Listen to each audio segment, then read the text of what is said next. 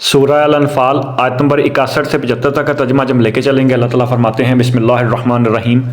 اور اے نبی صلی اللہ علیہ وآلہ وسلم، اگر وہ اپنے بازو جھکا دیں امن کے لیے تو آپ بھی صلح کر لیں اس کے لیے، اور اللہ پر توکل کیجئے، یقیناً وہ سب کچھ سننے والا اور جاننے والا ہے۔ اور اگر وہ ارادہ رکھتے ہوں آپ صلی اللہ علیہ وسلم کو دھوکہ دینے کا، تب بھی آپ صلی اللہ علیہ وسلم گھبرائیے نہیں، آپ صلی اللہ علیہ وسلم کے لیے اللہ کافی ہے، اور وہی تو ہے اللہ جس نے آپ صلی اللہ علیہ وسلم کی مدد کی اپنی نصرت سے اور اہل ایمان کے ذریعے سے۔ اور اگر ان اہل ایمان کے دلوں میں اس نے الفت پیدا کر دی، اور اگر آپ صلی اللہ علیہ وسلم زمین کی ساری دولت بھی خرچ کر دیتے تو ان کے دلوں میں یہ محبت پیدا نہیں کر سکتے تھے، لیکن یہ تو اللہ نے ان کے مابین ایسی الفت پیدا کر دی، یقیناً وہ زبردست ہے، حکمت والا ہے۔ اے نبی صلی اللہ علیہ وآلہ وسلم، آپ کے لیے کافی ہے اللہ اور وہ جو پیروی کر رہے ہیں آپ کی اہل ایمان میں سے۔ آیت نمبر 65۔ اے نبی صلی اللہ علیہ وآلہ وسلم، ترغیب دلائیے اہل ایمان کو قتال کی۔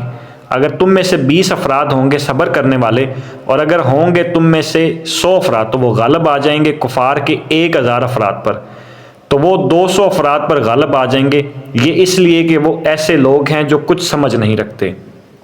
آیت نمبر 66۔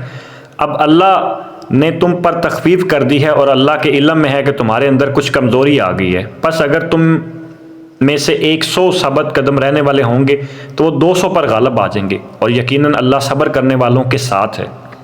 آیت نمبر 67۔ کسی نبی کے لیے یہ زیبا نہیں کہ اس کے قبضے میں قیدی ہوں جب تک کہ وہ کافروں کو قتل کر کے زمین میں خون ریزی نہ کر دے۔ تم دنیا کا ساز و سامان چاہتے ہو اور اللہ کے پیش نظر آخرت ہے، اور اللہ زبردست حکمت والا ہے۔ اور اگر اللہ کی طرف سے کوئی بات پہلے سے طے نہ پا چکی ہوتی تو جو فدیہ تم نے لیا ہے اس کے باعث تم پر بڑا سخت عذاب ہوتا۔ اور اب کھاؤ جو کچھ تمہیں ملا ہے غنیمت میں سے، کہ وہ تمہارے لیے حلال اور طیب ہے، اور اللہ کا تقوی اختیار کرو، یقیناً اللہ بخشنے والا رحم فرمانے والا ہے۔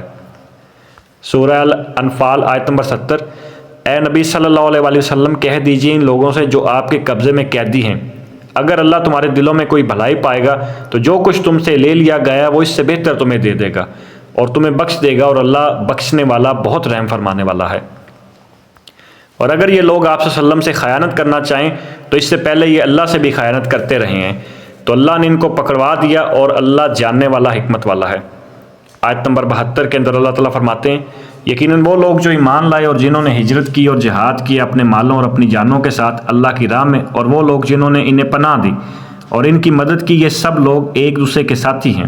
اور وہ لوگ جو ایمان لائے انہوں نے ہجرت نہیں کی، تمہارا ان کے ساتھ کوئی تعلق نہیں، حتیٰ کہ وہ ہجرت کریں، اور اگر وہ تم سے دین کے معاملے میں مدد مانگے تو تم کی مدد کرنا تم پر واجب ہے، مگر ایسی قوم کے خلاف نہیں کہ ان کے اور تمہارے درمیان کوئی معاہدہ ہو، اور جو کچھ تم کر رہے ہو اللہ اسے دیکھ رہا ہے۔ اور وہ لوگ جنہوں نے کفر کیا وہ آپس میں ایک دوسرے کے ساتھی ہیں، اگر تم ان قاعد و ضابط کی پابندی نہیں پاؤ گے تو زمین میں فتنہ پھیلے گا اور بہت بڑا فساد برپا ہو جائے گا۔ آیت نمبر 74۔